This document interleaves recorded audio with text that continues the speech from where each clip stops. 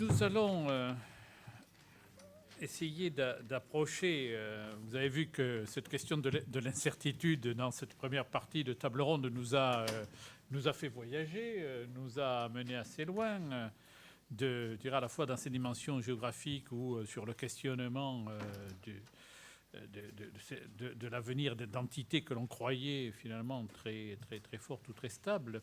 Et là, nous allons essayer de faire apparaître un certain nombre d'autres éléments. C'est pour ça que nous appelons les dimensions de l'incertitude. À cet égard, je préciserai que malheureusement, Xavier Pasco ne sera pas avec nous lors de cette table ronde. Il a été malheureusement empêché pour des raisons familiales graves. Donc je vous prie d'excuser son absence.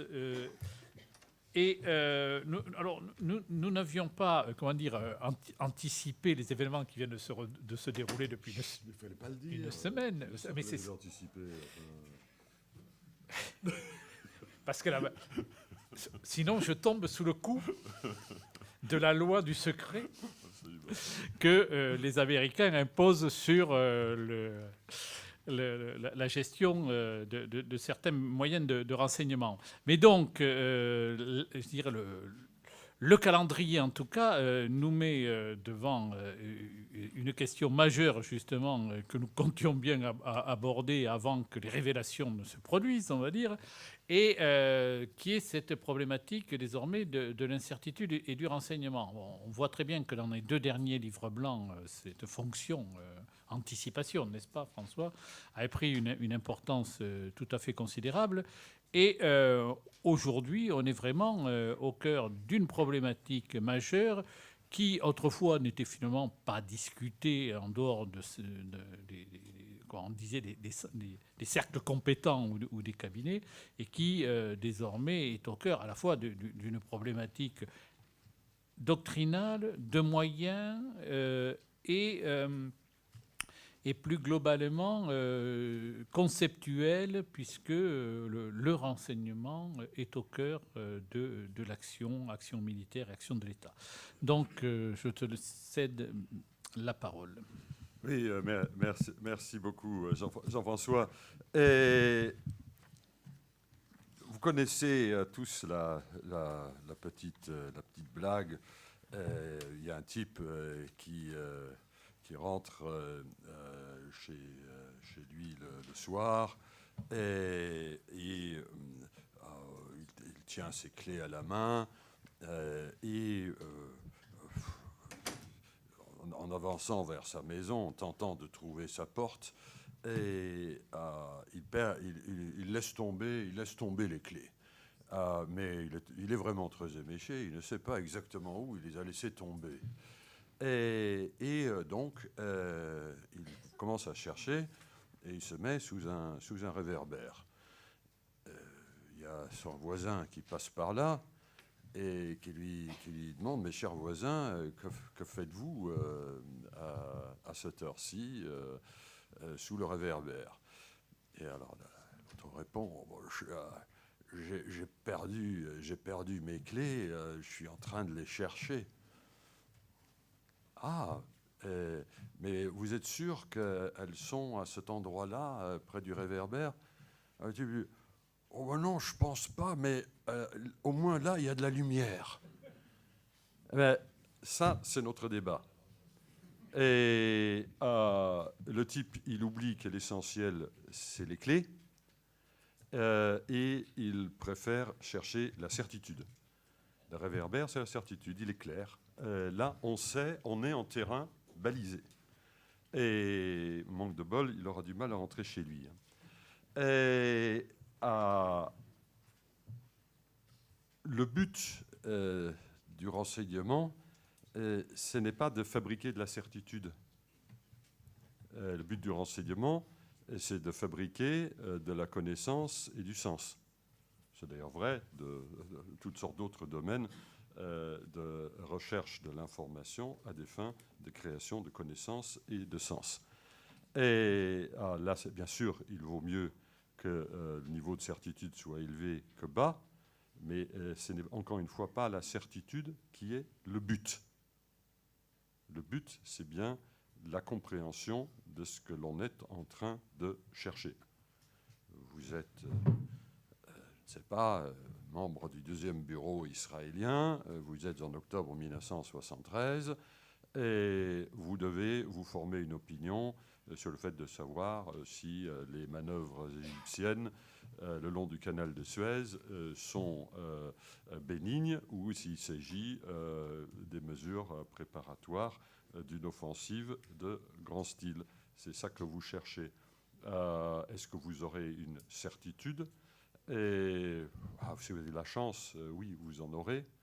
Mais ce qui comptera en fin de compte, ce sera la mosaïque d'éléments que vous aurez pu rassembler et le jugement que vous allez au final poser sur cette question. Si vous voulez chercher des certitudes, il valait mieux pas se trouver à cet endroit-là ce jour-là. Et ça conduit à quelques recommandations, mais avant de rentrer dans ces recommandations, bien sûr, le problème en ce qui concerne le renseignement, par opposition à d'autres domaines de tentatives de compréhension, et à donner du sens à l'information, et c'est que, bien sûr, au cœur du renseignement, il y a le secret. Secret des modes opératoires, secret aussi, le plus souvent, de l'information spécifique que l'on recherche. Et c'est ainsi, c'est même par construction. Mais bien entendu aussi, le secret, c'est la couverture à toutes les dérives comportementales. Vous n'êtes pas dans un univers de partage, vous n'êtes pas dans un univers de benchmarking, vous n'êtes pas dans un univers de discussion large et ample des meilleures pratiques. Bien sûr, vous devez essayer d'introduire de tels éléments dans un service de renseignement, mais comme dirait l'autre, ça se passe forcément avec un arbitrage très difficile par rapport aux exigences du secret. Donc ce problème du monsieur qui perd ses clés, il est aggravé dans le cas du renseignement. Alors, plusieurs recommandations. Voilà, première, c'est de ne pas succomber à l'attraction du big data. Ce que nous voyons avec nos amis américains depuis quelque temps, c'est effectivement l'attraction du big data. Et il y a pour cela toutes sortes de raisons. D'abord, le big data, comme son nom l'indique, il est big. Donc, pour bâtir une carrière, c'est bien. Ce qui coûte cher et ce qui implique des moyens lourds, c'est bureaucratiquement plus valorisant que trois types géniaux qui parviennent avec des bouts de ficelle à savoir des tas de choses. Et ça, c'est une explication bureaucratique, mais elle est importante. Et elle est d'autant plus vraisemblable qu'encore une fois, nous avons la cape protectrice du secret qui facilite ce genre de dérive. Mais le big data, c'est aussi extraordinairement tentant, parce que le big data, vous êtes dans la certitude. Vous ne savez pas où sont les clés, mais vous savez allumer des réverbères.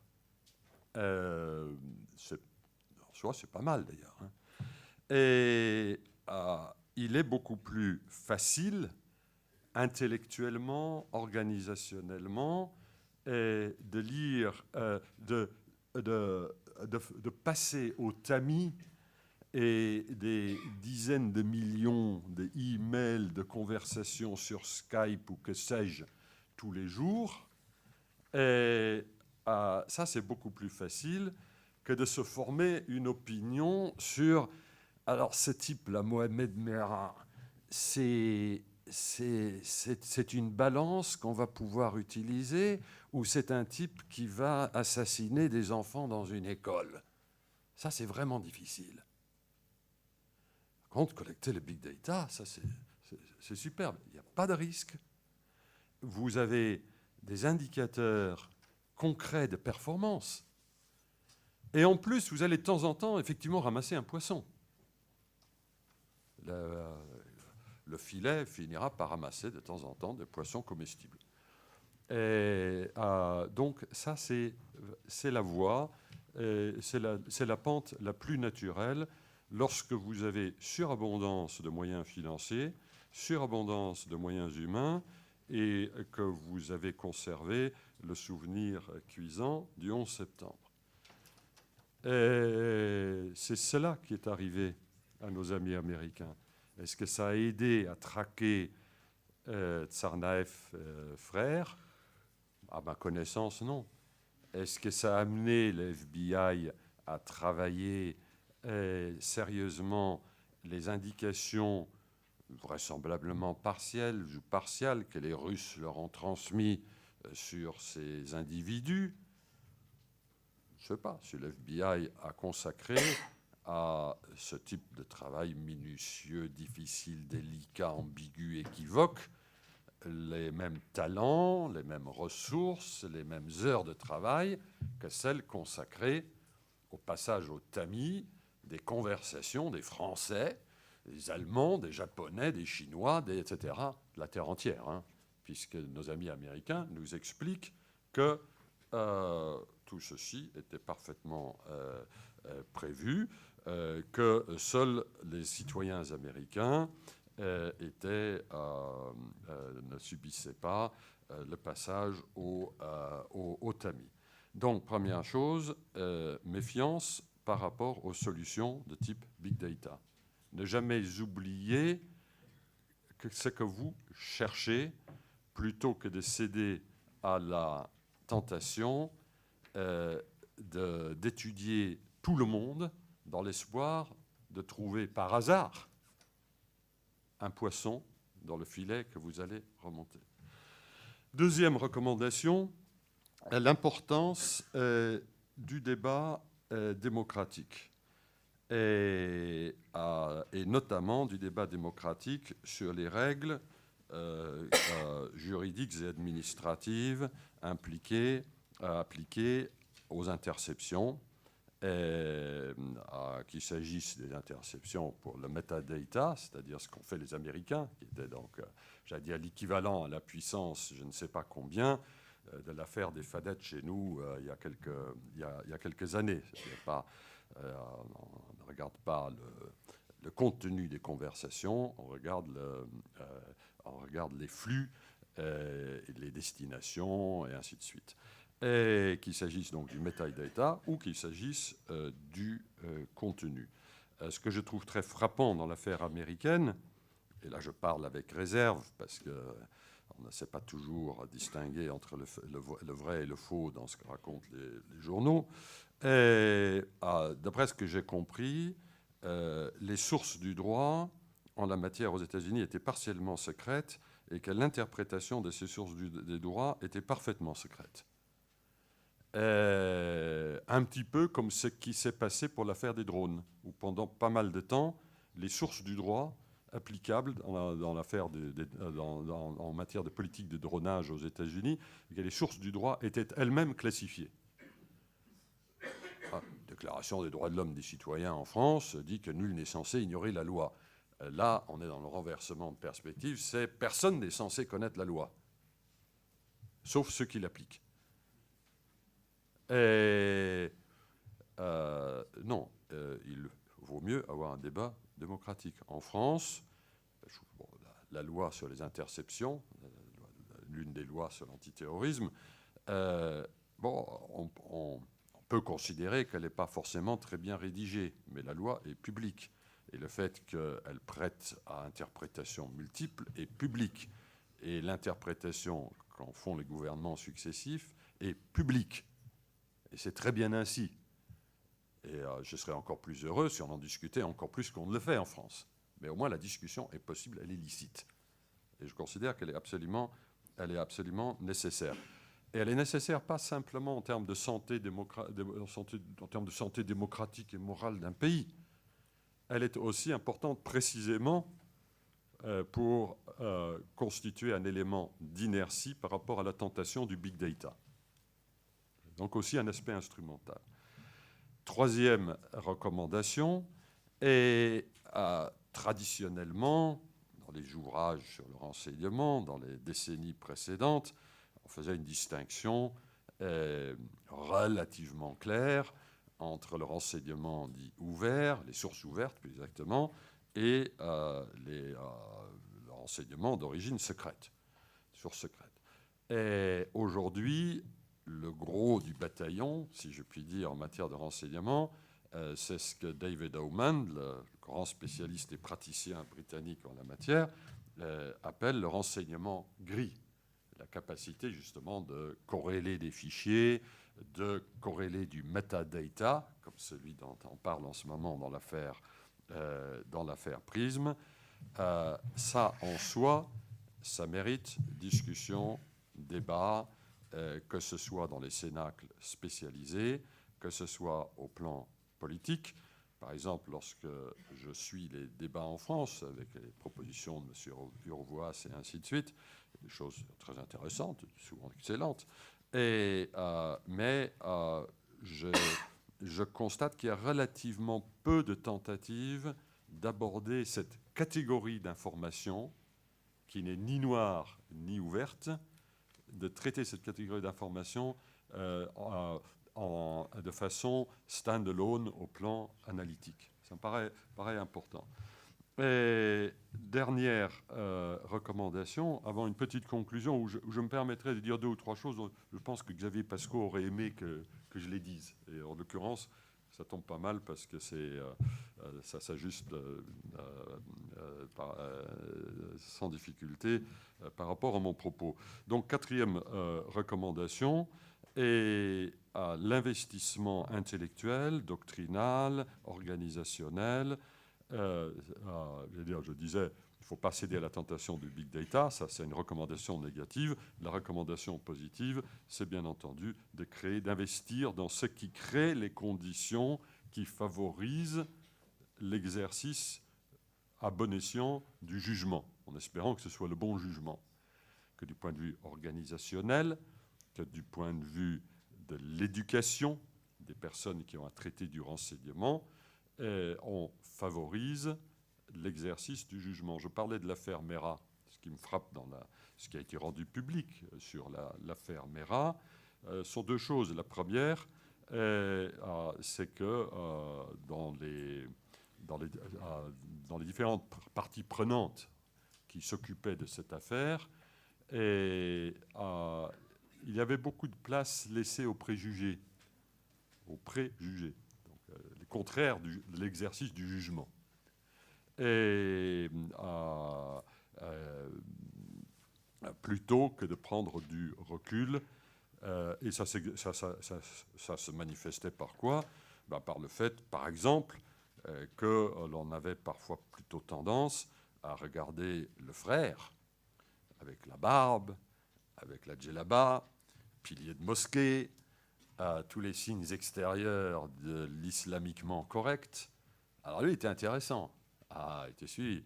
Alors que l'autre frangin, là, le branleur, qui faisait le zouave sur sa moto, qui manifestait aucun des signes extérieurs de l'islamiquement correct, lui, non, il ne rentrait pas dans le profilage.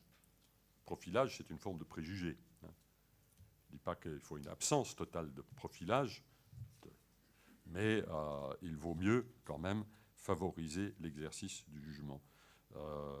Et là, j'en viens à l'autre aspect, qui est l'aspect organisationnel, les conditions dans lesquelles avait été réformé le renseignement extérieur en France, et avait débouché sur une situation qui ne facilitait de toute évidence pas une bonne coordination, une bonne discussion entre les niveaux locaux et le niveau national d'exercice du métier. Et donc, en conclusion, ce que nous devons faire en France, les 2 livres blancs, 2008 et 2013, sont sur ces sujets très voisins. Priorité à la fonction stratégique connaissance et à l'anticipation, qui comprend le renseignement, pas seulement le renseignement, j'ajoute tout de suite, mais notamment le renseignement dont il est question maintenant, Et priorité liée à l'évolution du monde, à la façon dont les choses changent. Priorité liée aussi, cela n'est pas dit explicitement dans le livre blanc, mais en l'occurrence, c'est bien le cas, on est aussi dans des domaines où les coûts unitaires diminuent rapidement. Et quand on est dans une situation de contrainte budgétaire très lourde, tout ce qui permet d'obtenir des gains d'efficacité forts à travers des domaines où les coûts unitaires diminuent, a priori, on va plutôt investir dans ces domaines-là que dans des domaines où à chaque changement de système d'armes va coûter en prix unitaire le double de la génération précédente. Et c'est comme ça que vous vous trouvez dans des situations comme au Mali, où des moyens réduits, très limités, ont pu avoir une efficacité absolument phénoménale grâce à une raisonnablement bonne articulation par rapport à des moyens de connaissance et d'anticipation moins rares que naguère. Donc cette tendance-là, elle est constatée dans les deux livres blancs, les recommandations sont faites, mais en termes pratiques, quels sont pour moi les deux chantiers principaux, en dehors des observations générales que je viens de faire. La première, c'est la réforme du renseignement intérieur. L'affaire Mera a montré que tout n'allait pas bien. Et les mêmes causes pourraient, le cas échéant, produire les mêmes effets. Moi, je suis partisan pour que le renseignement intérieur soit organisé suivant des lignes budgétaires et organisationnelles assez voisines de ce qu'est la DGSE, c'est-à-dire une direction générale avec son autonomie budgétaire, avec une responsabilité directe vis-à-vis du niveau politique, et non pas une responsabilité différée, puisque dans le cas de la DCRI répond à la DGPN, budgétairement et politiquement. Péchenard couvrait Squarcini, Guéant couvrait Péchenard, Sarkozy couvrait Guéant, si je puis dire. Parler de l'affaire des Fadettes. Et ce n'est pas un système particulièrement sain. Et en plus, le système actuel est un système qui reflète l'état du ministère de l'Intérieur avant que la gendarmerie ne passât sous le contrôle du ministère de l'Intérieur. Il y a presque autant de gendarmes que de policiers. L'organisation du renseignement intérieur ne reflète en rien aujourd'hui cet état de fait. Donc, création d'une DGSI, pour faire court. Deuxième recommandation, sur les moyens techniques. Et alors, non pas pour céder au big data, mais par contre, pour faciliter l'articulation par rapport aux opérations militaires et diplomatiques, donc l'investissement spatial. Moi, je ne sais pas ce que dira la loi de programmation militaire, je sais ce que dit les livres blancs. Mais le livre blanc, il y a des éléments de flou, précisément parce que c'est à la LPM de mettre tout ça au carré. Mais quels sont nos besoins? Et surveillance électronique depuis l'espace, ça, je pense que ça va se faire. CRS, on va finir par y arriver. C'était prévu dans le précédent livre blanc, c'est prévu dans l'actuel. Je serais surpris que ça ne se fasse pas. C'est très important.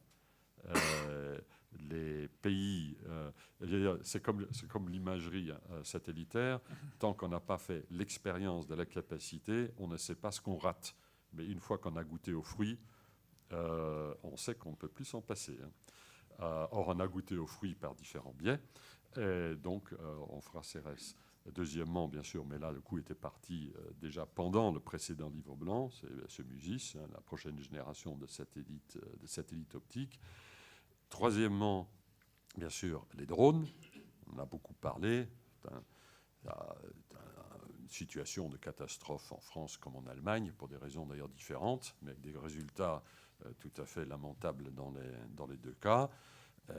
Je ne sais pas ce qu'il sortira de la LPM, là encore, en la matière, mais il est réellement urgent d'acheter des trucs sur étagère, en attendant de pouvoir fabriquer des choses par nous-mêmes de la génération suivante. Et enfin, un domaine très important, notamment parce que le renseignement, ça sert pour soi. On veut savoir qui sont les Mohamed Merah, qui peuvent nous poser des problèmes, mais c'est aussi un instrument de souveraineté. Et le renseignement, comme le disent les gens du métier, ça ne se partage pas, ça s'échange. Il y a des transactions. Et donc, il faut avoir la capacité de pouvoir exercer sa souveraineté tout en pouvant avoir des éléments à échanger. Un élément majeur de souveraineté, on en a vu toute l'importance pendant la guerre d'Irak, ou avant la guerre d'Irak, on en voit toute l'importance aujourd'hui, c'est dans le domaine de tout ce qui concerne la détection, l'identification, la caractérisation des missiles balistiques. C'est ce qu'on appelle l'alerte satellitaire. La France fait partie d'une poignée de pays, littéralement une main à laquelle il manquerait 2 doigts, qui ont le savoir-faire nécessaire en la matière. Là, il va falloir passer de la démonstration à la capacité opérationnelle. Peut-être pas tout de suite, il faut des sous. Mais là, j'attends avec beaucoup d'intérêt ce qui pourra être décidé dans la loi de programmation militaire. Voilà quelques mots que je voulais dire. Xavier aurait parlé de façon beaucoup plus brillante que je ne l'aurais fait sur les aspects spatiaux. Mais je tenais en tout cas à le faire en son absence. Merci. Merci François. Je crois que tu poses une question de fond au départ qui est justement cette problématique de la certitude ou de l'incertitude. La certitude n'est pas une fin en soi. Moi, j'ai toujours une anecdote vis-à-vis de ça, qui est le déclenchement de la bataille de Dien Bien Phu, quand le colonel de Castres réunit son état-major et dit « Messieurs, c'est pour ce soir 5 heures ». Les services secrets avaient intercepté, décodé les codes vietnamiens. Qu'est-ce que cette information rapportait ? Rien. En revanche, l'évaluation du renseignement qui faisait que on avait considéré que le Viet Minh ne serait pas capable de transporter de l'artillerie lourde sur les lieux du combat, celle-là était passée à l'as. Et c'est fondamentalement, je dirais, ces 2 trous dans l'analyse, c'est plutôt un trou d'un côté énorme, celui qui fait la différence, et une information certes bien intéressante, mais qui n'a strictement rien changé, pose justement le panorama que tu viens d'évoquer. Et je crois qu'on en est là. Deuxième élément, il faut, certes, le big data peut avoir un intérêt, mais encore faut-il avoir des gens pour exploiter le renseignement. Là aussi, il ne suffit pas d'avoir la masse de machines électroniques qui y traitent. Il faut pouvoir, à un moment donné, être capable d'extraire. Et on sait très bien que même, je dirais à notre niveau, nous Français, dans l'affaire libyenne, un des problèmes que nous avons pu connaître parmi quelques-uns que nous avons pu avoir à cette occasion, était justement le problème de l'exploitation. Il faut des gens au bout de l'entonnoir. Et si ceux-là ne sont pas en nombre assez nombreux... Est-ce que tu me permets de rajouter une chose ? Parce que j'ai oublié un élément, il me paraît quand même très important, et notamment pour la discussion que nous allons avoir. Je disais que les Américains espionnaient tout ce qui n'était pas américain, et donc notamment, entre autres, bien sûr, la France. Mais bien entendu, pour espionner la France ou d'autres, il faut avoir accès aux moyens qu'utilisent, mettons dans le cas d'espèce, les Français. Autrement dit, pour que la NSA ait pu faire son travail de collecte du metadata, il fallait qu'elle disposât de backdoors qui permettent d'accéder au flux de données français. Et on a fait remarquer ici ou là qu'on avait des vulnérabilités par rapport à la Chine, parce que, je crois que c'est Orange d'ailleurs, achète des box qui sont fabriquées par Huawei, entreprise liée à l'armée populaire de libération chinoise. Je ne sais pas si ça introduit ou non une vulnérabilité réelle. Je ne sais pas si les Chinois peuvent vérifier ce que je regarde sur Internet à travers ma box d'Orange. Mais à l'inverse, ce que nous savons du programme PRISM a créé de très grandes inquiétudes sur la façon dont auraient pu être instrumentalisés des réseaux qui n'appartiennent pas en souveraineté aux États-Unis par rapport aux intérêts de la France et des Français. Et ça introduit un élément dans la cyberdéfense La cyberdéfense, on en parle beaucoup dans le livre blanc, et fort bien d'ailleurs. Mais la cyberdéfense, ce n'est pas, à mon sens, simplement la capacité de se prémunir contre les attaques d'autrui ou la capacité de contre-attaquer.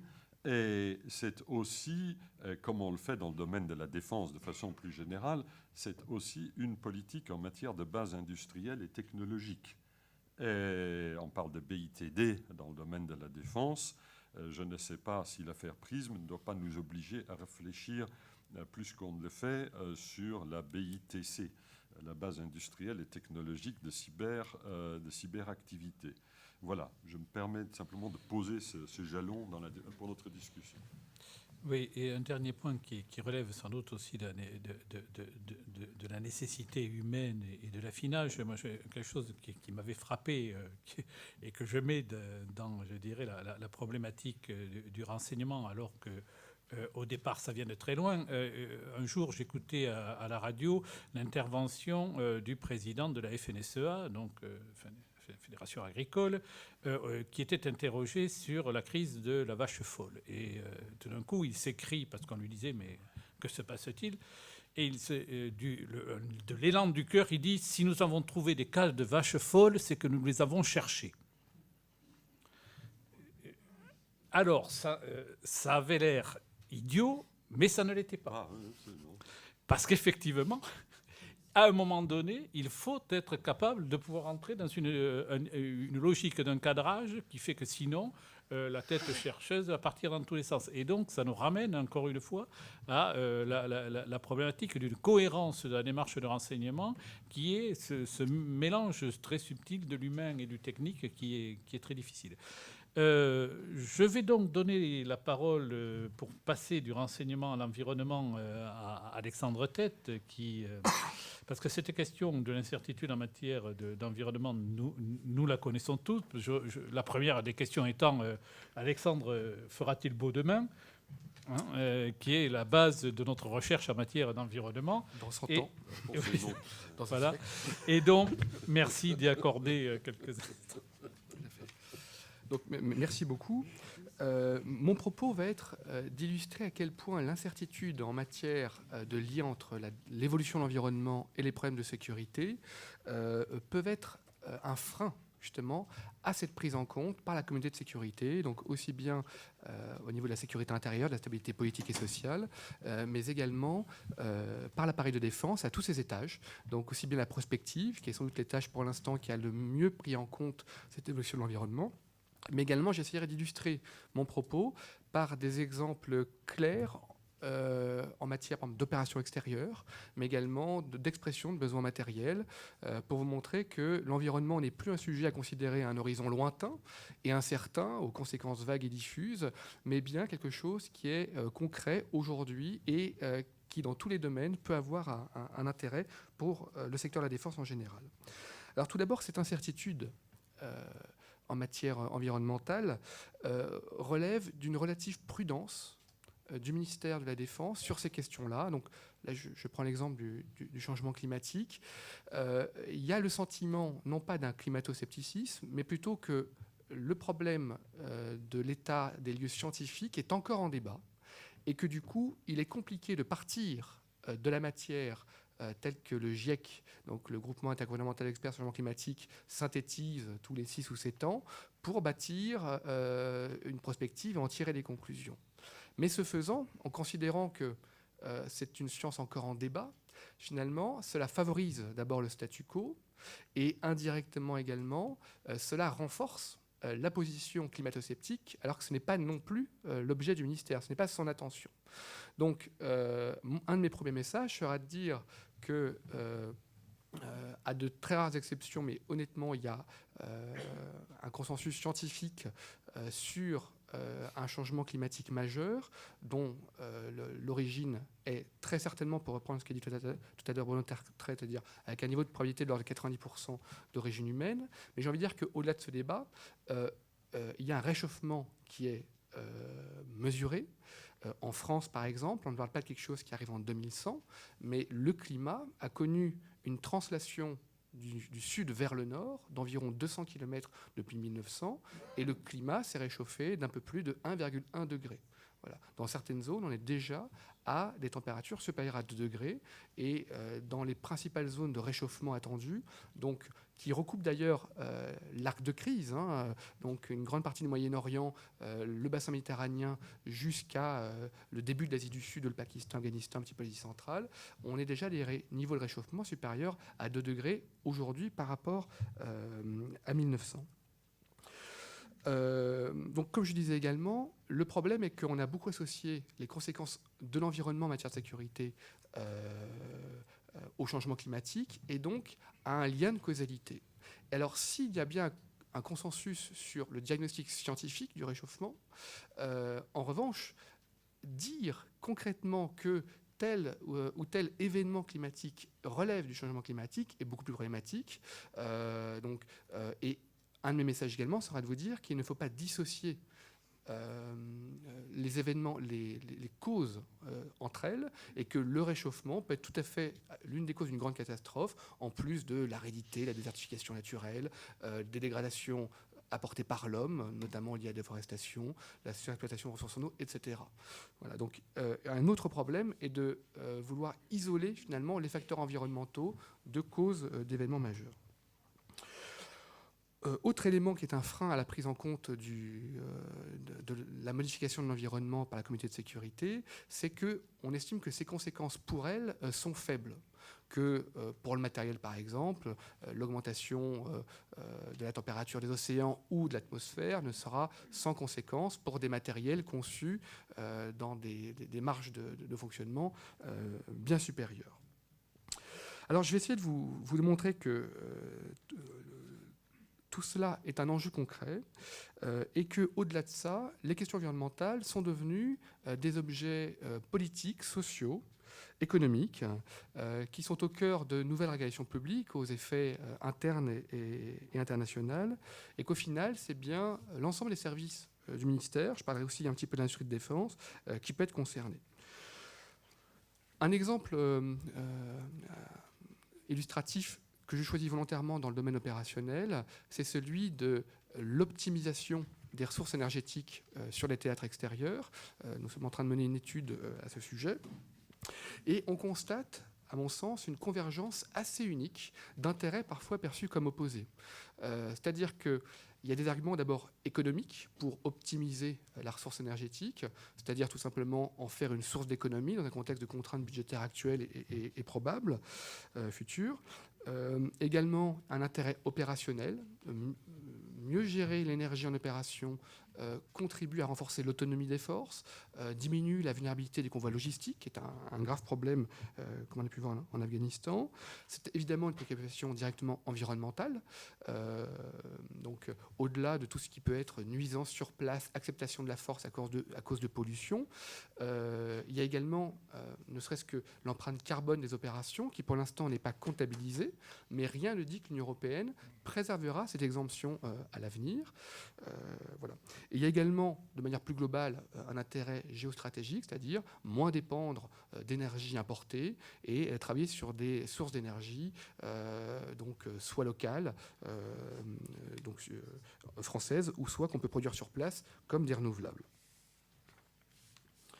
Alors, en matière de prospective, la prise en compte de l'évolution de l'environnement est, je crois, la plus aboutie, je vais dire, parmi les autres services du ministère, dans le sens où, par exemple, le dernier rapport Horizon stratégique de la DAS a explicitement parlé du changement climatique comme clé d'entrée des problèmes environnementaux, en ajoutant bien sûr les gradations des ressources en eau, la sécurité alimentaire. C'était déjà une étape par rapport à la précédente édition de 2008, où on entrait dans les problèmes environnementaux par la question de la sécurité alimentaire, qui permettait ensuite de parler de l'eau et également des évolutions du climat. On constate que la dimension humanitaire des crises est croissante, qu'il s'agisse de catastrophes naturelles ou de conséquences à des engagements militaires. Donc là aussi, je m'interrogerai tout à l'heure sur l'évolution de l'expression de besoins pour les militaires.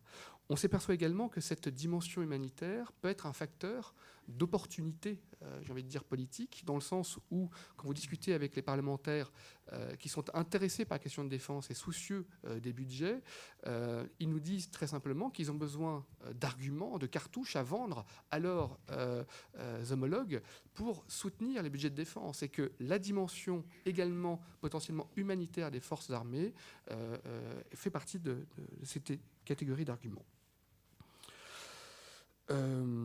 Alors, ce que je voudrais dire également, c'est que, et volontairement, je ne vais pas parler d'incertitude à travers de gros scénarios de catastrophes naturelles majeures à un horizon de plusieurs décennies, parce que c'est justement ce qui a contribué à décrédibiliser la prise en compte de l'environnement en matière stratégique, parce que c'est trop loin, trop diffus, on ne sait pas exactement où. Mais vous dire que d'ores et déjà, je pense que l'environnement peut être considéré comme stratégique, soit directement, soit indirectement.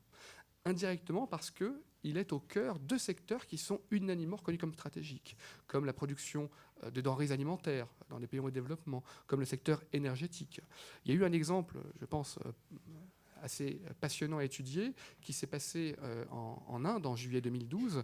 Sans doute avez-vous en mémoire ces coupures géantes. Il y en a eu 2 qui ont eu lieu fin juillet 2012.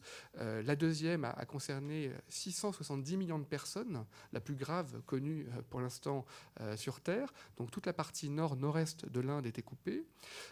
Et l'origine de cela, donc hormis des questions d'entretien des réseaux, d'utilisation de la climatisation parce qu'il faisait très chaud, et de sous-production chronique de l'ordre de 10% de l'électricité en Inde, vient en fait des usages à destination de l'irrigation de l'électricité.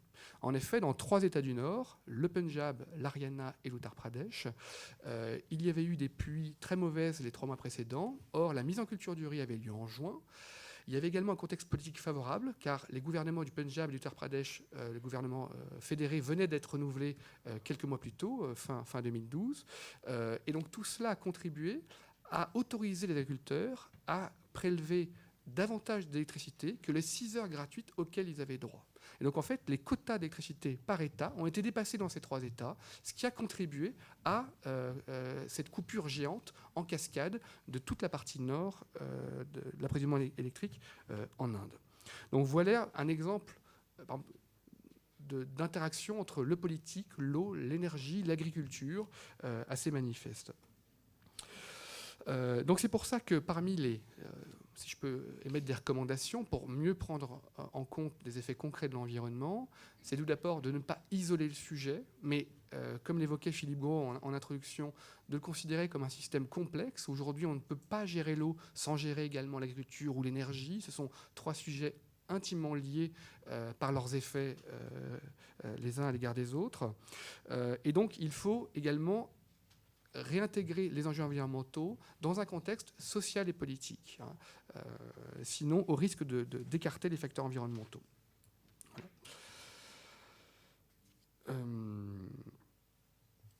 Voilà. Alors, en matière de changement climatique, il y a également des facteurs intéressants. Par exemple, au-delà, je parle de tout ce qui est prospective en matière de migration, d'augmentation au niveau de la mer, il y a également le fait que la régulation politique du changement climatique reconfigure ou contribue à reconfigurer les relations internationales. Je pense par exemple à des alliances un petit peu surprenantes lors d'une négociation climat entre l'Inde et le Pakistan, qui ont négocié d'une seule voix à travers le représentant de la SARC, l'Association régionale de coopération en Asie du Sud, qui était donc lors des précédentes éditions. Voilà. Ou encore des rapprochements entre la Chine et l'Inde, également lors de ces négociations. Donc, et on voit également qu'au sein de l'Union européenne, la question du climat a été très clivante entre certains pays qui ne voulaient pas poursuivre l'effort de réduction, je pense à la Pologne, une moindre mesure l'Italie, et des pays plus moteurs. Voilà. Donc ça peut recontribuer, ce n'est pas encore le cas, mais à revoir différemment les relations internationales également. Alors, j'ai évoqué la prospective. Quelques mots sur les opérations extérieures. On s'aperçoit que bien souvent, les conséquences en matière d'accès aux services essentiels lors d'une opération sont en général catastrophiques, avec des coupures d'eau, d'électricité. Et on peut s'interroger sur la pertinence d'intégrer ou non aux missions des forces armées, en tout cas à la manière de penser la sortie de crise, puisque gérer les services essentiels est une clé d'une sortie de crise réussie. Donc de les intégrer dans les missions des forces armées. Je pense notamment à la fonction de stabilisation. Je prends l'exemple de Veolia, qui était intervenu quelques jours après l'arrivée des troupes américaine à Bagdad en 2003, qui est restée pendant 6 mois pour justement réamorcer l'eau, l'électricité, et puis elle n'était pas soutenue, elle part, et là ce sont les ONG musulmanes, parfois très bien, parfois avec des arrière-pensées différentes, qui ont pris le relais. Et voilà typiquement des services essentiels, finalement, qui quittent le giron, entre guillemets, du contrôle qu'on aurait pu en faire. Également, ce type de service, où restaurer des puits, des forages, alimenter indirectement, alors les troupes le font en général dans l'urgence, des populations civiles déplacées, peut également contribuer à renforcer l'image de la force, sa perception positive, et peut s'inscrire dans une approche dans l'approche globale, c'est-à-dire effectivement à travers le transfert de matériel, d'infrastructures remises en état. D'un côté, ça pourra également réduire la facture énergétique d'opérations extérieures et également servir à ce transfert de matériel ou d'infrastructures aux pays hôtes lors du départ de nos forces. Donc très concrètement, il faudrait, je pense, intégrer bien davantage les données environnementales à la planification froide. C'est très bête, mais savoir à quel endroit on va installer la base d'entrée est capital, parce qu'une fois qu'on crée cette base d'entrée, on ne va pas la bouger, on va se développer autour. Et donc, s'assurer que l'eau est bien à proximité, ce qui est pour l'instant pas le cas. Donc pour éviter à nouveau de multiplier les ravitaillements, parfois de métropole, mais en tout cas d'offrir des vulnérabilités supplémentaires, pourrait être le cas. Voilà. Sur les équipements, quelques mots également. Les normes environnementales pèsent déjà, bien sûr, et se retrouvent dans les cahiers des charges, par exemple, qu'émet la Délégation générale de l'armement. C'est vrai que l'acteur de défense est déjà perçu comme très exigeant parce qu'il prône l'éco-conception, demande une démarche en termes de cycle de vie des produits. Et c'est vrai qu'autant dans le civil, par exemple, le démantèlement d'un avion ne sera pas forcément la préoccupation du premier acheteur, parce que l'avion va avoir plusieurs vies au sein de compagnie, autant pour le ministère de la Défense, qui risque de garder ses matériels plus longtemps, notamment aussi avec l'allongement de la durée de vie des matériels et des plateformes, c'est une question essentielle. Alors pour l'instant, l'approche climat n'est pas perçue comme opérationnelle, mais lorsqu'on additionne tous les petits gains qu'on peut avoir en matière d'autonomie, de réduction de la vulnérabilité, d'économie globale, aussi ce que je disais tout à l'heure sur le soutien à l'approche globale, à différentes doctrines, je crois sincèrement que l'environnement a d'ores et déjà sa place, y compris dans le dur du métier du ministère de la Défense. Voilà. Je terminerai par une petite projection dans 3 ou 4 décennies sur l'impact des régulations carbone sur le ministère de la Défense et l'industrie de défense. Vous savez que les pays pollueurs industrialisés historiquement se sont engagés à réduire d'un facteur d'environ 4 leurs émissions de gaz à effet de serre entre en 1990 et 2050. Or, au regard en France de notre bouquet énergétique qui fait une large place au nucléaire et donc qui est faiblement émetteur, le secteur domestique, ce qu'on appelle le secteur diffus entre autres, ne pourra pas atteindre ce facteur 4. Parce que disons que le principal réservoir de réduction, qui est la manière, quelle est votre source d'énergie, est déjà, j'ai envie de dire, consommé.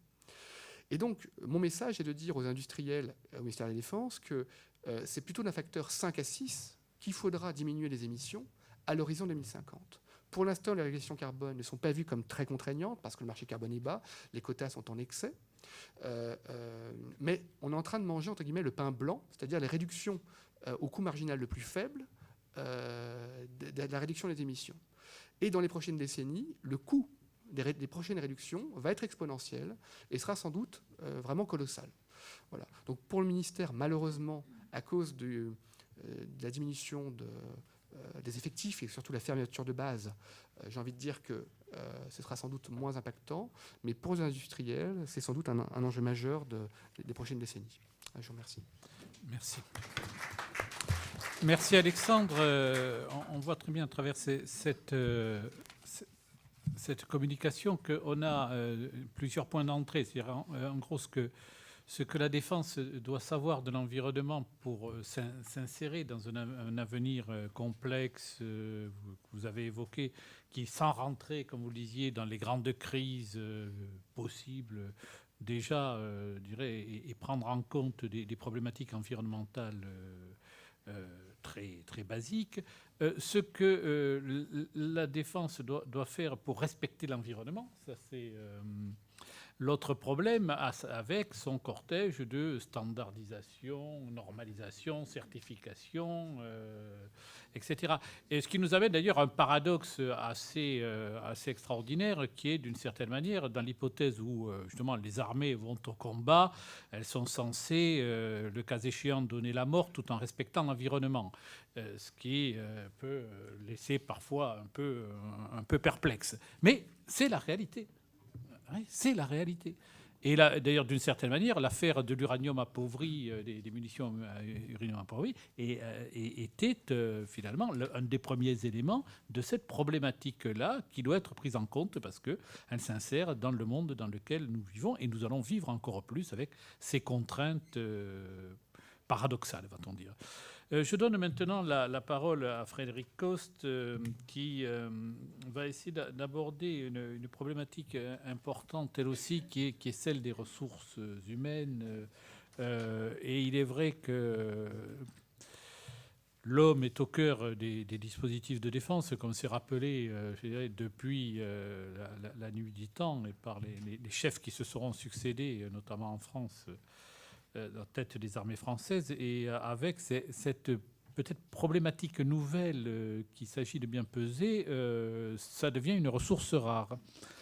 Merci Frédéric. Alors effectivement, Jean-François, pour reprendre vos propos, l'appareil de défense s'appuie effectivement sur des institutions politiques et administratives, sur des entreprises, mais en réalité, on l'oublie un peu trop facilement, il est surtout composé d'hommes et de femmes.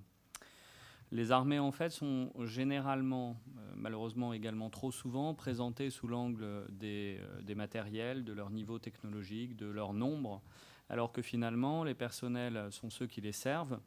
Et donc, il faut de temps en temps faire attention, prendre en compte ces personnels, leur motivation, leur entraînement, leur niveau d'entraînement, pour analyser l'évolution du système de défense et de sécurité nationale.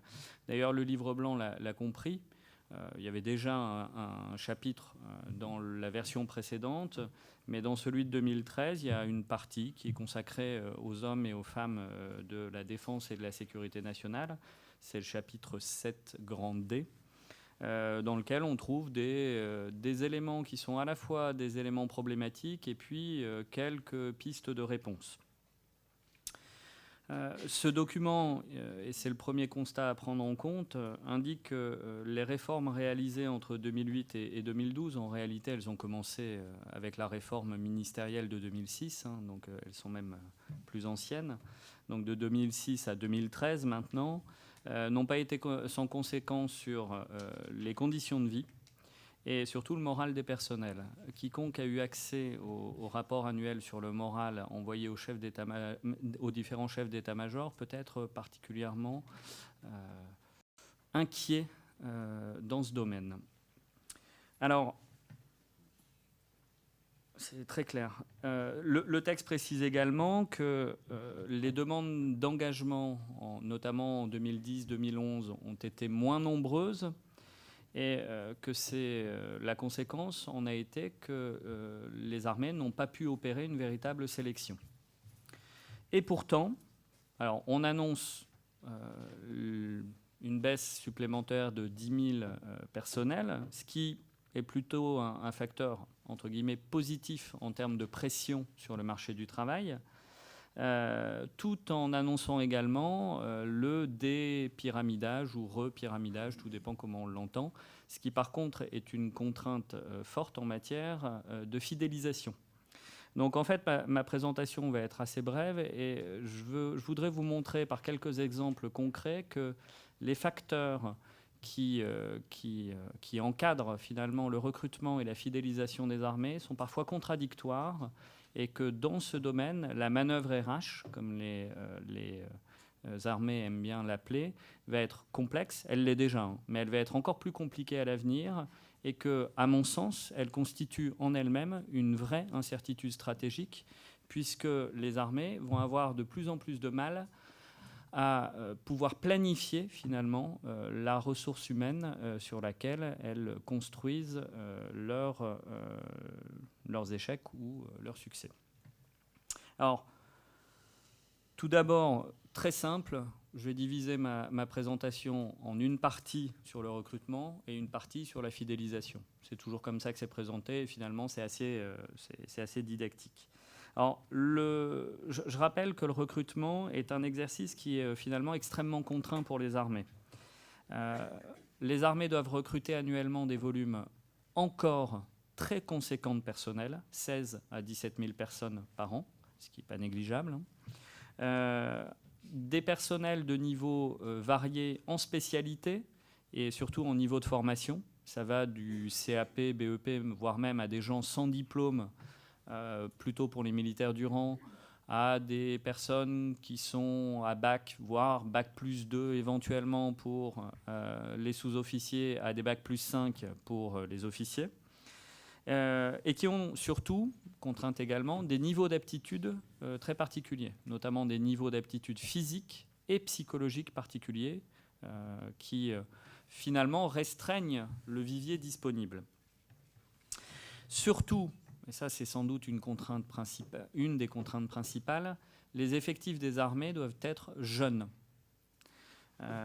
À l'heure actuelle, on est autour d'un dispositif dans lequel les militaires ont 37,5 années de moyenne d'âge.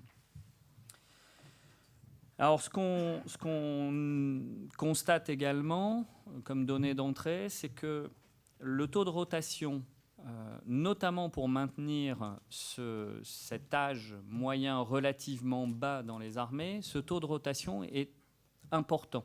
On est quand même dans une institution qui, en gros, renouvelle à peu près 10% de ses effectifs chaque année.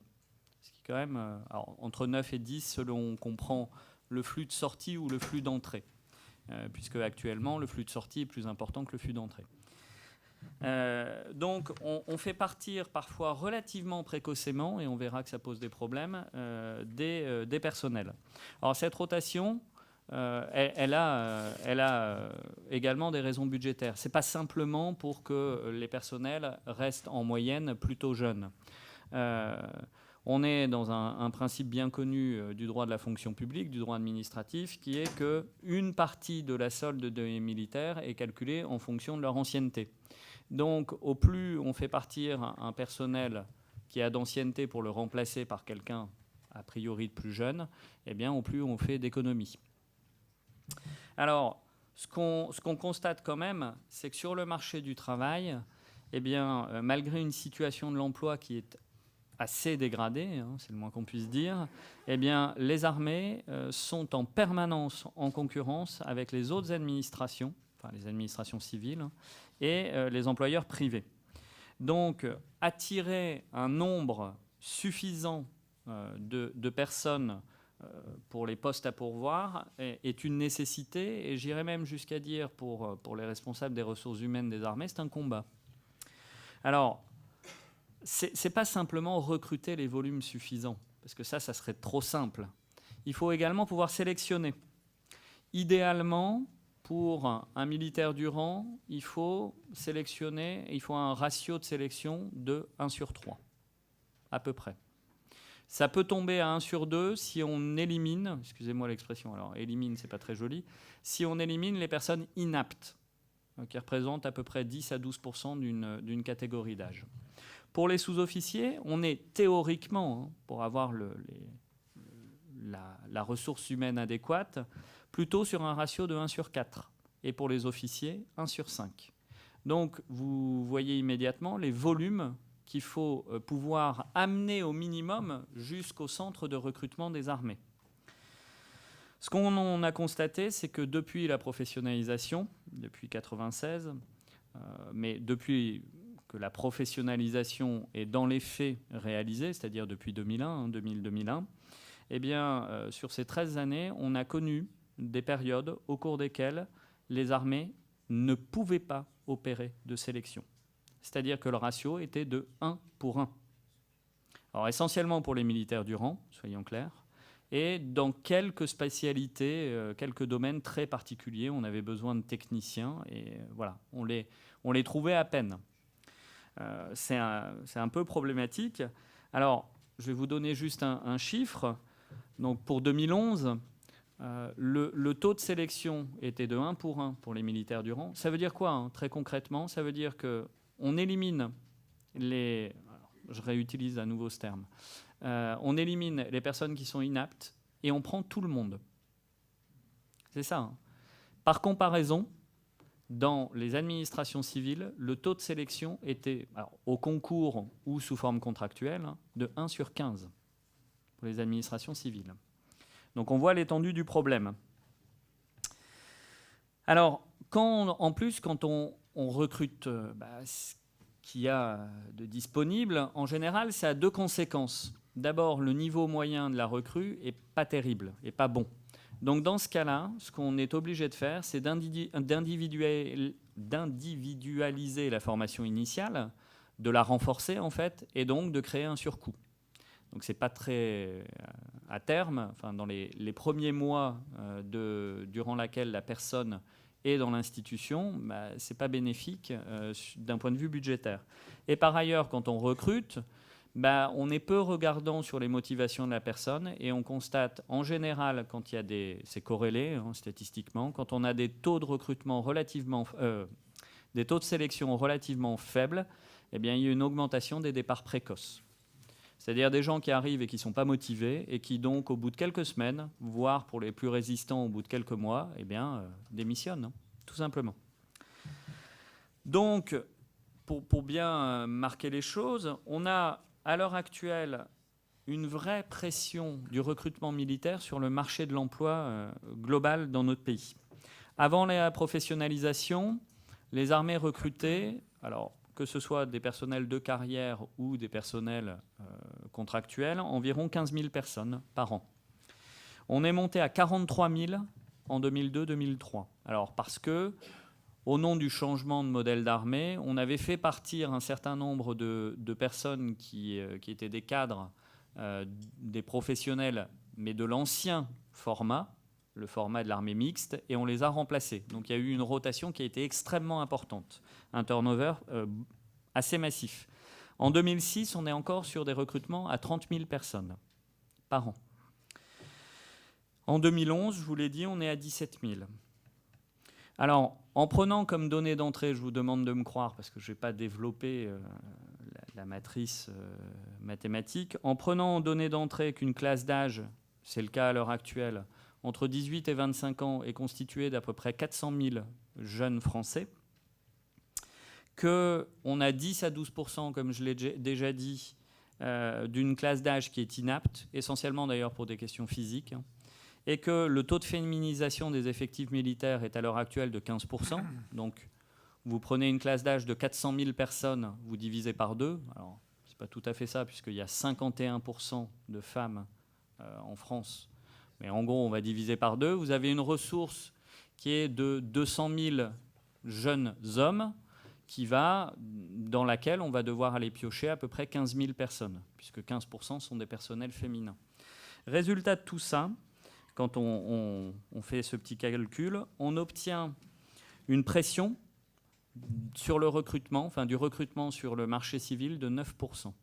C'est-à-dire que les armées doivent recruter 9% d'une catégorie d'âge masculine. Elles doivent ramener vers elles environ un jeune sur 10. Donc c'est énorme, c'est colossal, hein. Sachant qu'à nouveau, il y a le travail de sélection derrière. C'est-à-dire, si on veut avoir les ratios dont j'ai parlé, 1 sur 2, 1 sur 3, 1 sur 4 pour les sous-officiers, 1 sur 5 pour les officiers, il faut ramener encore plus de monde. Alors, parce que c'est surtout cette catégorie de personnel qui pose problème, pour les militaires du rang, on estime qu'il faut que les armées ramènent vers les bureaux de recrutement environ 25% des individus qui sortent avec un BEP-CAP en France et 30 à 35% des personnes qui n'ont pas de diplôme. À titre informatif, en France, il y a 150 000 individus qui sortent du système scolaire par an sans aucun diplôme. Donc il y a quand même une marge. Mais bon, il faut les ramener. Donc on voit bien la difficulté de cette manœuvre du recrutement. Et puis surtout, ce qu'on constate, c'est que quand on est, à l'heure actuelle, vu les niveaux de recrutement, quand on est sur des volumes aussi importants, on ne peut pas se fier uniquement sur le vivier de recrutement qui est constitué par les personnes qui vont vers les armées pour répondre à un modèle vocationnel. On va récupérer des gens qui ne sont pas particulièrement qui sont pas particulièrement intéressés par la carrière militaire, mais qui y viennent, et on en a besoin. C'est-à-dire qu'en termes de motivation, psychologiquement, on est obligé de prendre des personnes qui ne répondent pas au modèle institutionnel, au modèle vocationnel. D'où l'importance d'ailleurs de les socialiser au sein de l'institution. Alors, ces derniers temps, notamment en 2010-2011, puisque les taux de sélection étaient extrêmement faibles, on a utilisé un petit peu une arme qui est utilisée de temps en temps quand on est dans cette situation-là, qui est l'arme de l'augmentation des salaires, des soldes. Entre 2009 et 2010, on a eu des plans de revalorisation salariale à tous les échelons. Et ça a porté plus ou moins ses fruits. Mais on va voir que malheureusement, tout a été remis en cause à cause de la crise financière. Alors, on va faire un tout petit peu de prospective. Ça, le bilan est posé en matière de recrutement. 3 phénomènes vont jouer à l'avenir. Le premier phénomène, c'est la baisse des effectifs. Tout simplement parce que ça va engendrer des besoins en recrutement moins importants, en tout cas à moyen terme, sur les quelques années à venir, et donc une pression sur le marché de l'emploi moindre. Ça, c'est le premier élément. À la limite, ça, c'est ce qui est du domaine de la certitude. On sait à peu près. Le chômage. En fait, on constate, les travaux économétriques ont montré que quand on a un chômage qui se développe de manière tendancielle sur une période relativement longue, ça a un impact sur le recrutement des armées. Ça a un double impact, en fait. Le premier, c'est qu'on a une hausse quantitative du nombre de personnes qui se présentent au centre de sélection, au centre de recrutement. Voilà. Alors, contrairement à ce qu'on pourrait penser, ce n'est pas massif. Mais on a plus de personnes, donc c'est plutôt favorable aux armées. Surtout, on observe un deuxième phénomène qui, là, est beaucoup plus intéressant, c'est que le niveau moyen d'études des personnes qui se présentent est plus élevé. Alors pourquoi ? Parce que ces personnes savent qu'elles n'arriveront pas à s'intégrer sur le marché du travail, donc elles reviennent sur des emplois disponibles comme ceux des armées. Et puis surtout, il y a un phénomène d'éviction. C'est-à-dire que les moins bons, ceux qui n'ont aucun diplôme, savent qu'ils vont être concurrencés par des personnes plus diplômées et ils ne se présentent même plus au centre de sélection. Donc le chômage, c'est plutôt, alors c'est malheureux de le dire comme ça, désolé de l'exprimer de la sorte, mais c'est plutôt quelque chose d'assez positif en matière de recrutement pour les armées. Sauf que on est incapable de prédire combien de temps la situation dans ce domaine va perdurer. Il semble, il y a quand même beaucoup d'économistes qui nous disent que l'inversion de la courbe du chômage à la fin 2013 est une sorte de rêve et qu'il faudra plutôt attendre la fin 2014 et probablement 2015. Donc ça veut dire qu'on a encore 1 an et demi pour les armées d'une situation plutôt positive dans ce domaine-là. Mais après, il va se passer quoi ? On ne sait pas. On n'est pas capable de le dire. Sachant que, n'oublions pas, que même avec le recul de l'âge légal à la retraite, nous sommes dans la période de départ de la génération née des baby-boomers. Donc il va y avoir un départ massif en retraite. Il est déjà à l'heure actuelle et ça va s'amplifier.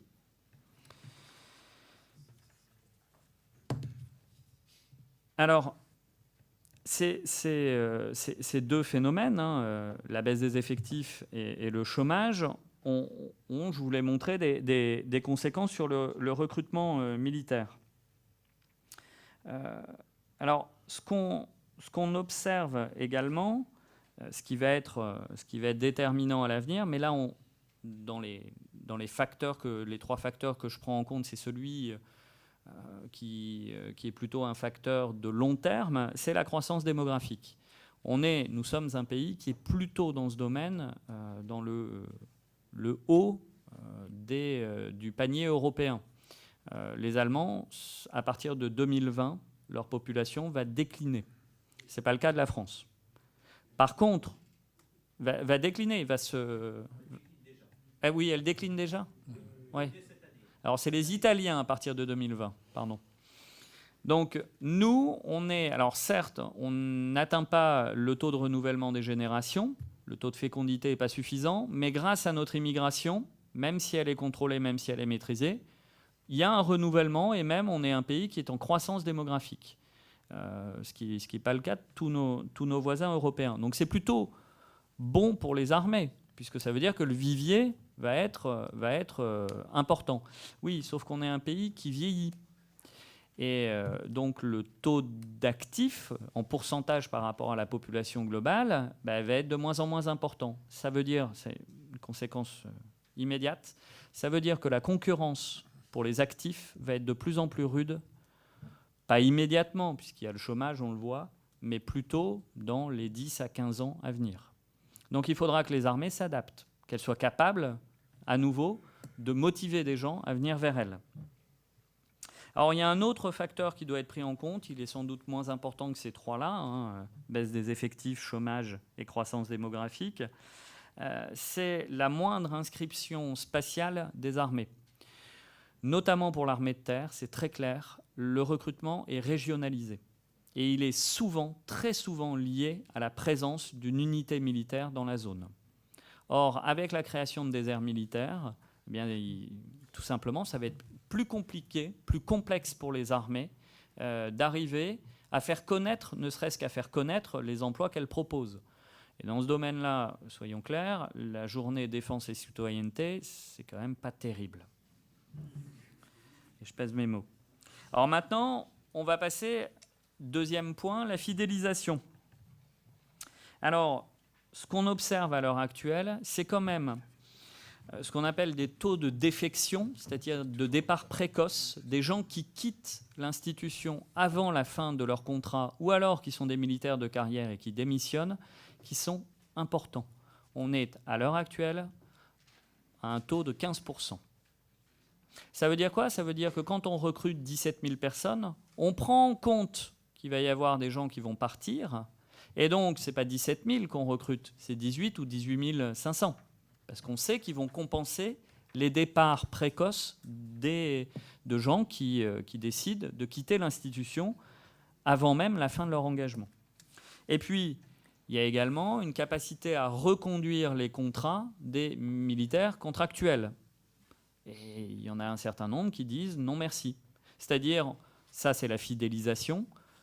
Nous trouvons que vous êtes un personnel de qualité, nous voudrions vous garder. Non, je préfère ne pas reconduire mon contrat. Donc tout ça, c'est assez important en volume à l'heure actuelle pour les armées. Alors évidemment, on est dans une période de décroissance. Donc tout va bien. Mais à un moment donné, on va arriver à une stabilisation, peut-être, un jour, du format, et ces questions-là vont devenir majeures. Alors, la fidélisation, c'est un exercice qui est à nouveau contraint, et contraint pour des questions opérationnelles. Les armées considèrent qu'il faut à peu près 2 ans pour former une personne. 1 an et demi à 2 ans. Tout dépend le type de spécialité. Il faut 5 ans pour que la personne soit rentable. C'est-à-dire que sa formation ait été rentabilisée, il a acquis de l'expérience.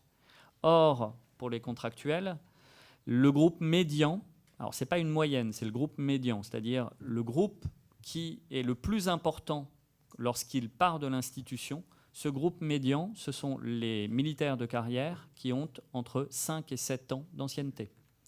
Pour le dire beaucoup plus clairement, on fait partir ceux qui deviennent rentables, ceux qui, d'un point de vue économique, est proprement ahurissant.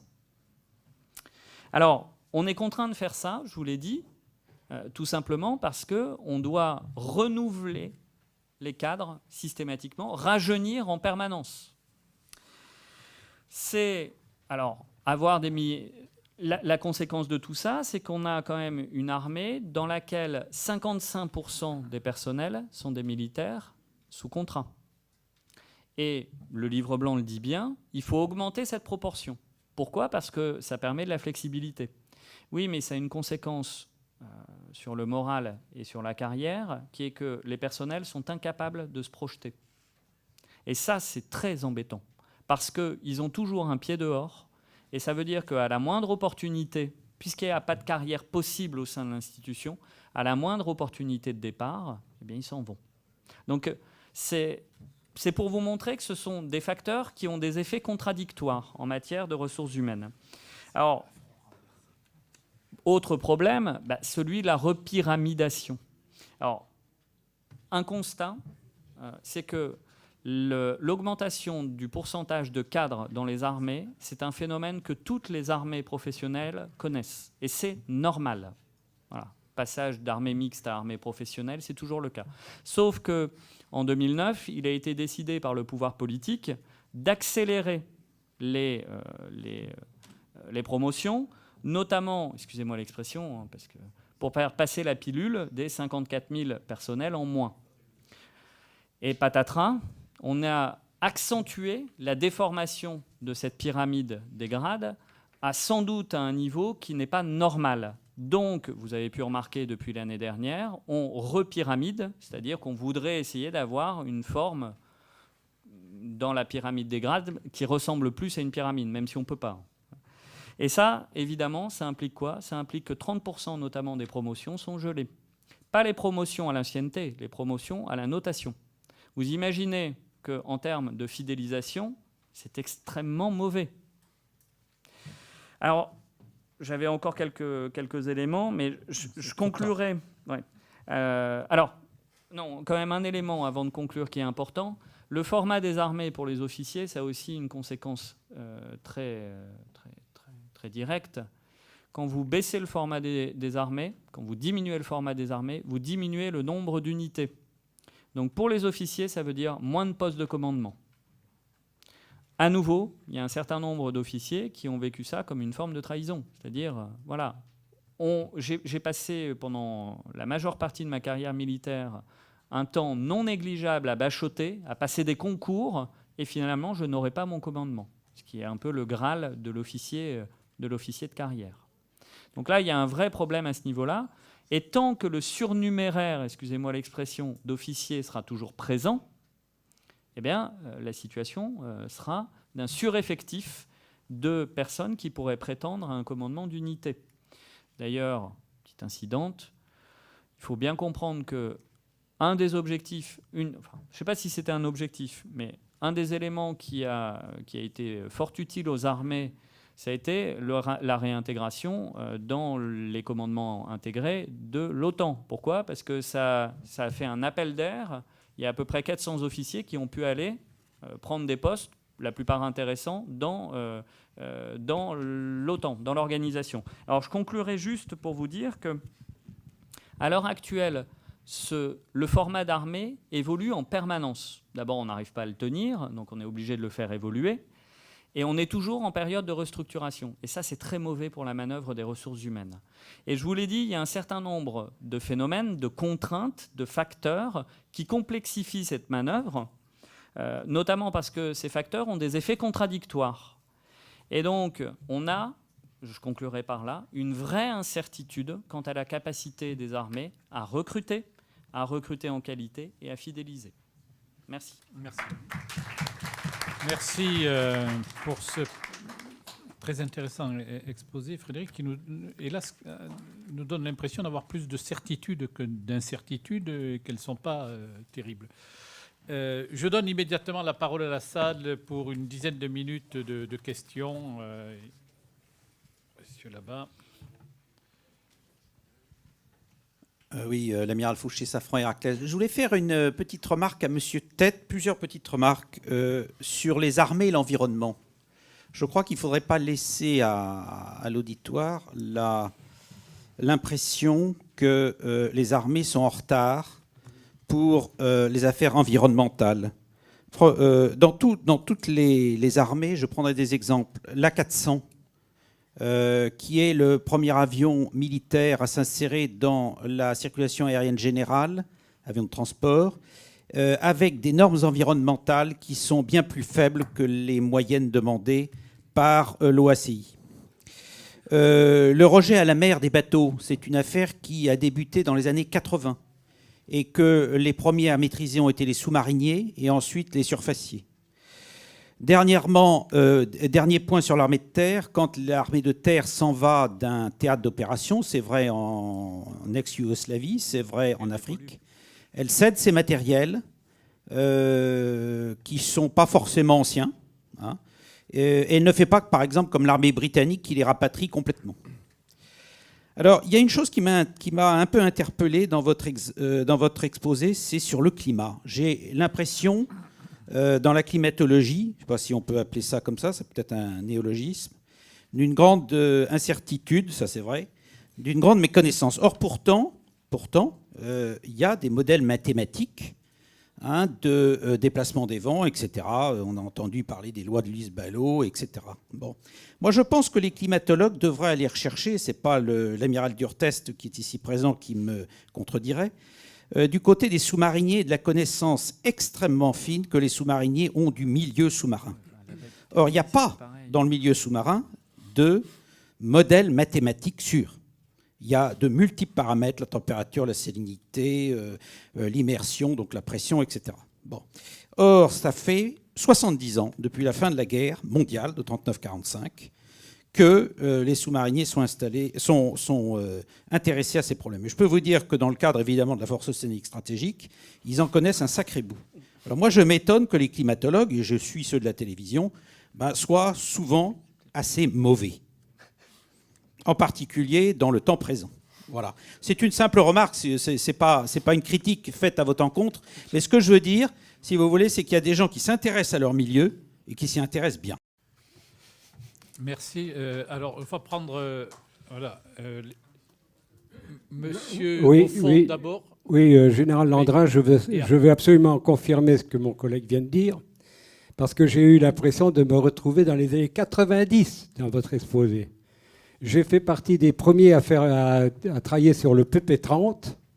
Et déjà dans le PP30, le plan prospectif à 30 ans, on avait pris en compte tous les problèmes d'environnement. Quant aux forces françaises, elles participent aussi, lorsqu'elles sont en OPEX, à l'alimentation en eau, en tout ce qu'on veut, parce qu'on envoie sur les terrains d'opération nos officiers du service du génie pour le faire. Donc je pense que un petit séjour au CPCO serait un peu utile. Non, mais je crois que Alexandre Tête... Par contre, il y a un problème stratégique que moi je ressens. C'est la dissymétrie qu'il peut y avoir entre les armées quant à la prise en compte de l'environnement.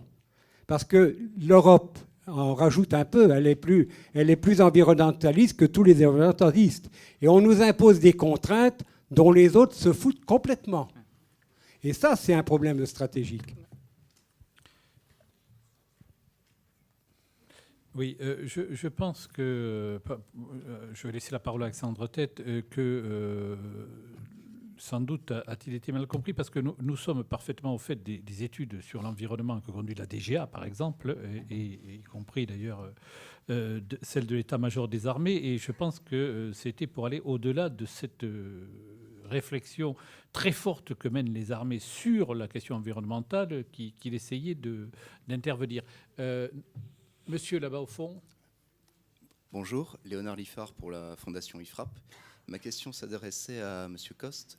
Donc, comme vous le disiez, nous sommes dans un contexte de déflation des effectifs des armées. Alors du coup, je voulais savoir quelles étaient les différentes pistes que vous pensez que l'armée va prendre, ou est-ce qu'elle va couper sans amputer sa capacité opérationnelle. Donc, vous avez parlé de la piste des officiers généraux. Est-ce qu'il y a aussi tout le domaine des externalisations qui ont été entamées au ministère de la Défense? Est-ce qu'on va augmenter le nombre de contractuels? Voilà, je voulais savoir quelles allaient être les grandes orientations en RH pour l'armée. Alors, attendez. Ouais.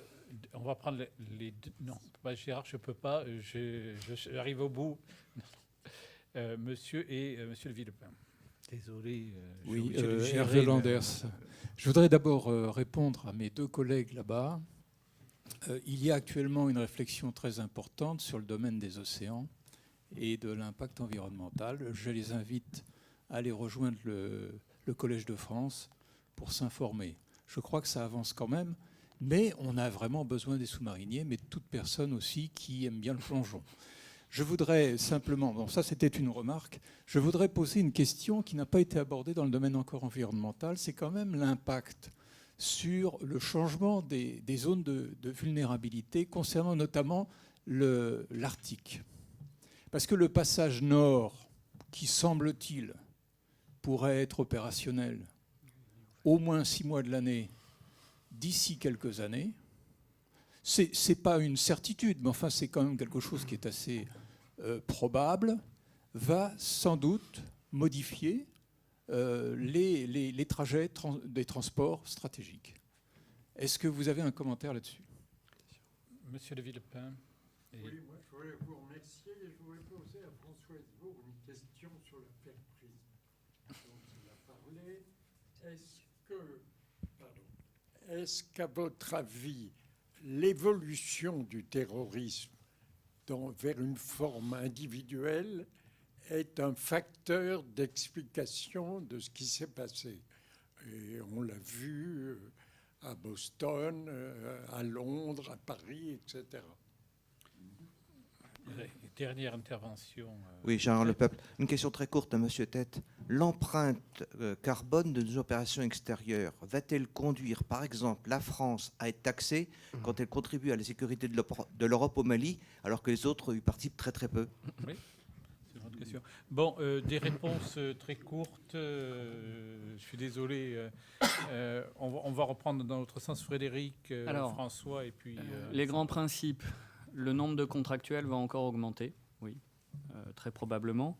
Ensuite, c'est dans le livre blanc, hein, il y a un certain nombre de capacités opérationnelles qui vont être limitées. Donc, voilà.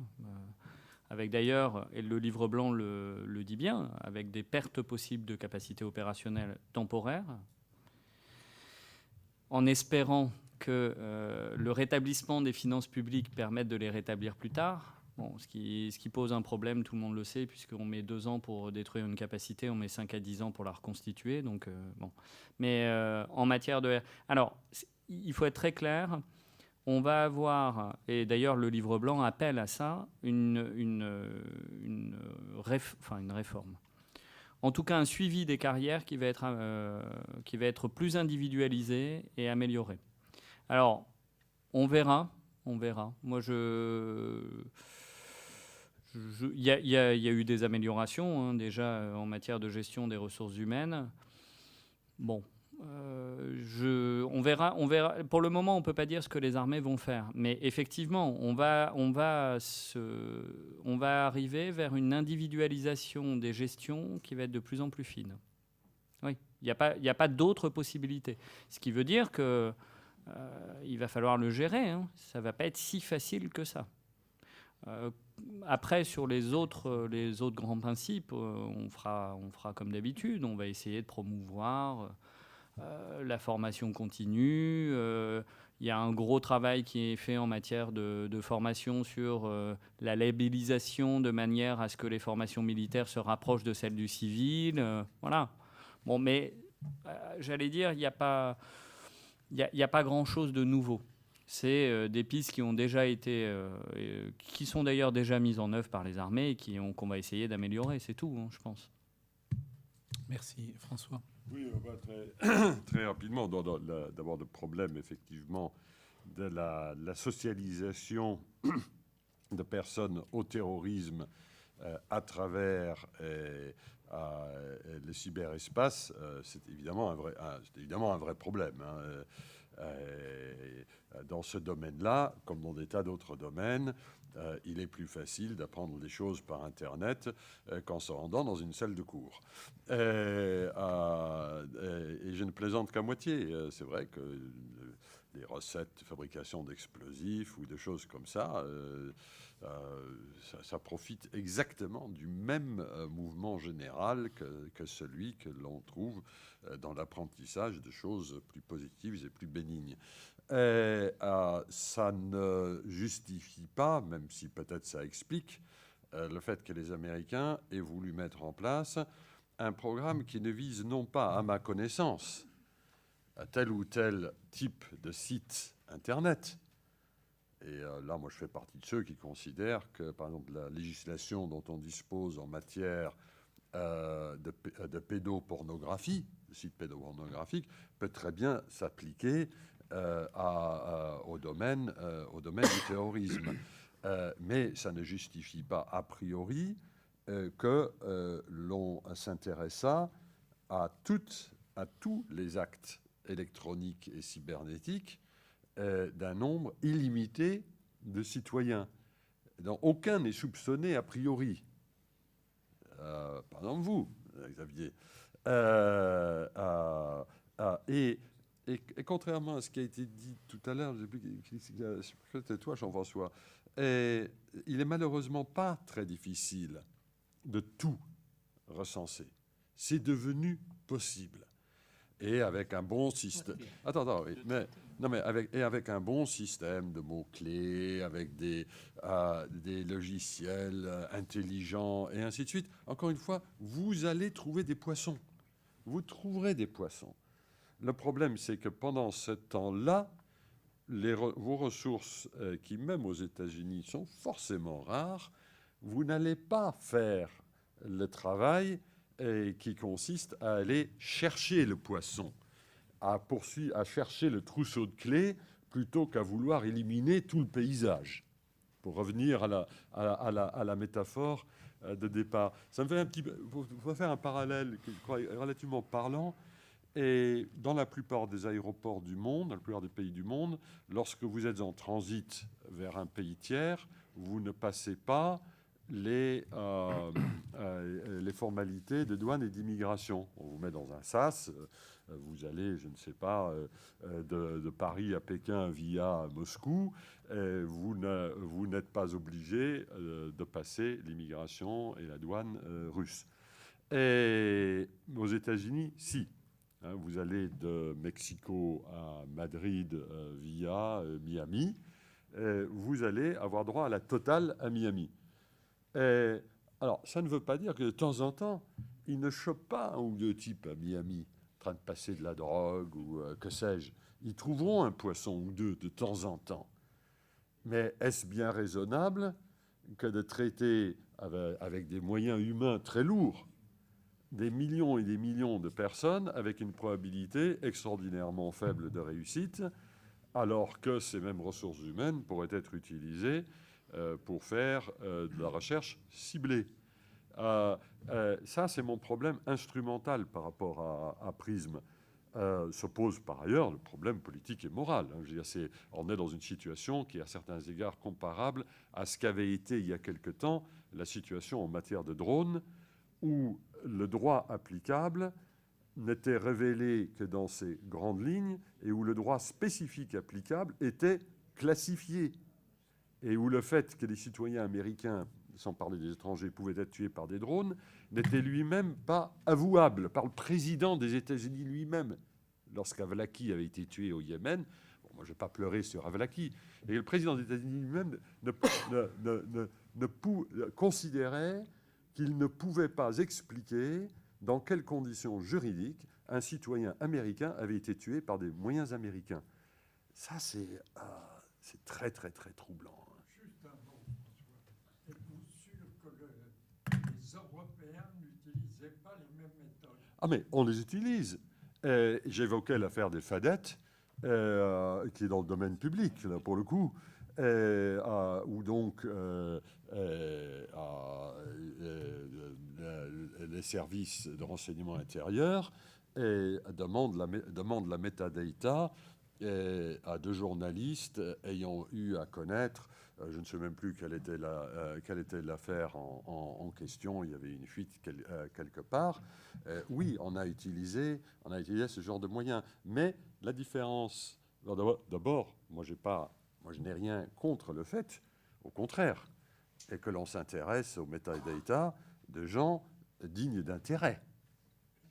Mais je souhaite aussi savoir quelles sont les sources de droit qui autorisent à ce que l'on procède à ces interceptions. En France, il y a les sources de droit sont connues. Elles sont d'ailleurs pas totalement univoques, ce qui peut poser problème, mais elles existent. Et il y a une commission nationale et il y a une procédure. Donc, dans le cas français, je suis je suis embêté par le fait que ces garde-fous n'aient pas pu toujours empêcher de retomber dans des travers à la Fouché, hein, l'époque des mouches de Fouché, le temps de Napoléon. Mais je n'en déduis pas qu'on a un problème fondamental concernant notre état de droit. Aux États-Unis, il semblerait qu'il y ait un vrai problème. Lorsque les sources du droit, les sources spécifiques du droit sont elles-mêmes classifiées, ça c'est... moi, je ne sais pas comment on appelle un système politique qui fonctionne comme ça. Merci beaucoup. Alexandre, pour quelques secondes, en fait, de répondre. Tout à fait. Alors, tout d'abord, effectivement, vous avez cité le cas de la 400M et des bénéfices qu'il peut avoir effectivement en termes de réduction. J'ai des contre-exemples, c'est-à-dire que en matière terrestre, l'adaptation de nouveaux moteurs pose des problèmes, par exemple, de qualité de carburant. C'est que les moteurs les plus modernes et les moins consommateurs ne peuvent pas accepter des carburants de qualité variée, ou encore lorsqu'on remplace un véhicule par une nouvelle génération. Alors oui, le moteur va avoir des gains de carburant par rapport à l'ancienne, mais en fait, on va lui attribuer tellement de nouvelles fonctions qu'il va beaucoup s'alourdir. On arrive au final à un produit qui consommera plus. Donc mon objet n'est pas c'est de faire un bilan global en fait et de démarche. Hein. C'est pas de stigmatiser un type de matériel ou pas. Et aussi, on l'a rappelé lors de la journée défense environnement en novembre 2011 ici, à quel point le ministère était engagé, notamment pour tout ce qui relève de ses activités ordinaires, dans une démarche environnementale. Hein, le bureau environnement, franchement, est animé par des gens passionnés et extrêmement compétents. Simplement, il y a une question de dimensionnement par rapport à la tâche, ne serait-ce que pour les bilans carbone. La directive État exemplaire de 2008 imposait à tout le ministère de faire le bilan carbone, par exemple, de leur site à l'horizon 2010. Aujourd'hui, je vous rappelle que le ministère doit avoir plus de 1000 sites différents, donc c'est vraiment colossal. Il a dû faire le bilan carbone peut-être que de 6 ou 7, et le bilan énergétique d'une quinzaine au maximum, vous voyez. Donc en fait, il y a une disproportion entre effectivement la tâche à faire, parce que c'est un ministère particulier par rapport aux autres. Voilà. Et donc mon objet ici était plutôt de montrer d'aller contre l'idée que l'environnement peut être un obstacle à l'opérationnel et qu'au contraire, il sert des causes opérationnelles multiples. Sur un point plus concret, vous inquiétez pas, donc on a vraiment rencontré depuis quelques années déjà l'ensemble de la chaîne qui s'occupe de l'eau, de l'énergie, la logistique au sein du ministère. Des exemples, le fameux UMTE, l'unité mobile de traitement de l'eau, donc qui permet de traiter toute qualité d'eau, a une consommation énergétique qui est colossale, de l'ordre de 300 kW par mètre cube, là où des systèmes portatifs récents sont plutôt entre 10 et 15, vous voyez. Donc on est vraiment à des rapports quand même assez colossaux d'écart sur ce qu'on peut faire comme économie. Donc c'est plutôt lorsque intégrer bien cette dimension sans compromettre l'opérationnel. Donc c'était vraiment mon objet. À propos donc du changement climatique, justement, alors c'est vrai que les chercheurs ont une manière de travailler qui est nouvelle pour beaucoup de scientifiques, dans le sens où ils travaillent sur le futur. Et c'est pas un hasard s'il y a beaucoup de géologues parmi les climato-sceptiques, parce qu'effectivement, c'est à l'opposé de tout ce qu'on leur a appris. C'est que d'un côté, on a la matière dure sous vos pieds et des temps longs du passé sur plusieurs dizaines de millions d'années, et les scientifiques du climat, c'est comme ça qu'ils se présentent, parce que c'est plusieurs sciences qui s'agglomèrent pour former les résultats, travaillent sur l'avenir et sur un matériau justement qu'on modélise, donc qui est un peu, vous voyez, à l'opposé. Et justement, ce que font les scientifiques du climat, comme ce que font les sciences médicales, c'est-à-dire que évidemment, il y a des incertitudes majeures, par exemple l'influence des nuages. On ne sait pas dire exactement quelle est, mais on sait la mettre en intervalle. On sait mettre en intervalle cette incertitude, son effet minimal, son effet maximum. À partir de là, vous pouvez continuer à travailler. Simplement, c'est ce qui explique que pour chaque scénario appliqué aux différents modèles mathématiques qui existent dans plein d'universités dans le monde, vous avez estimation haute et estimation basse. Voyez, donc, tout simplement parce qu'il y a tous ces degrés d'incertitude qui s'ajoutent pour... voilà. Après, il y a une tendance moyenne qui est souvent reprise par les médias et qui donne l'idée que c'est précis. Donc l'intervalle est beaucoup plus large en réalité. Pour la mer, je ne peux pas vous répondre précisément. Je ne sais pas ce qui a été pris en compte ou pas. Ça fait effectivement sans doute partie des points compliqués à l'évidence. Pour l'empreinte carbone des OPEX, ce que je disais, c'est que tout ce qui est opérationnel pour l'instant, y compris les pompiers, la police, les ambulances ou l'armée, ça n'est pas comptabilisé. Et donc, ce sera un enjeu aussi de suivi des futures réglementations. Est-ce qu'on compte ou pas, et à qui on l'attribue, en fait, voilà. Alors, sur l'Arctique, c'est un sujet à lui tout seul. Je dirais juste quelques mots dans 3 domaines. Le premier, qui est sur la gouvernance de l'espace arctique. Il y avait vraiment une lutte d'influence très importante entre plusieurs espaces de gouvernance. Et il semble que le Conseil de l'Arctique, qui avait eu la tentation de se fermer entre les États, on va dire, appartenant à la zone Arctique Nord, à la zone polaire Nord, donc les 8 États de la zone polaire Nord, s'est ouvert à la Chine récemment en l'intégrant comme observateur, membre observateur, idem pour l'Union européenne, et sans doute que c'est dans cet organe où le consensus est la règle, que les principales réglementations vont se faire. Il y a déjà une première chose sur le sauvetage en mer, Search and Rescue, donc avec des moyens certes limités, mais mis ensemble. Voilà. Sur l'aspect route commerciale, donc là, il y a beaucoup de mythes sur ce qui pourrait advenir dans le Grand Nord. Je crois que mon sentiment, et qui s'appuie sur vraiment à la fois la rencontre de gens qui travaillent dans le secteur